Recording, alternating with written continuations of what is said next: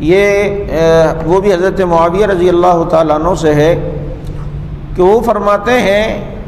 کہ ان النبی صلی اللہ علیہ وسلم کان یقول فی دبر کل صلاۃ مکتوبۃ، کہ حضرت معاویہ فرماتے ہیں کہ آپ صلی اللہ علیہ وسلم،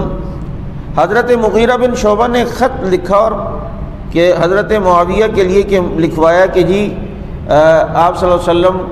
کہ کوئی عمل یا کوئی حدیث لکھ دیں، تو انہوں نے فرمایا کہ آپ صلی اللہ علیہ وسلم ہر نماز کے بعد،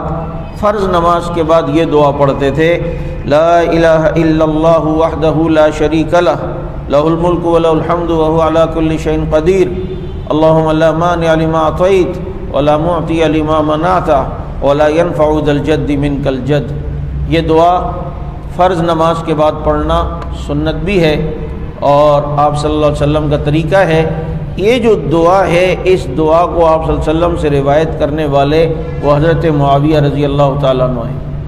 فرض نماز کے بعد یہ ایک دفعہ پڑھنی ہوتی ہے، لا الہ الا اللہ وحدہ لا شریک لہ لہ الملک ولہ الحمد وہو علی کل شیء قدیر اللہم لا مانع لما اعطیت ولا معطی لما منعت ولا ينفع ذا الجد منک الجد، کہ تمام بادشاہ ہیں وہ اللہ ہی کے لیے ہیں اور اللہ ہی رب تعالیٰ ہی قدرت والے ہیں، اور اگر اللہ دینا چاہے تو کوئی روک نہیں سکتا، اللہ روک دے کسی چیز کو تو کوئی دے نہیں سکتا۔ تو یہ اللہ رب العزت کی قدرت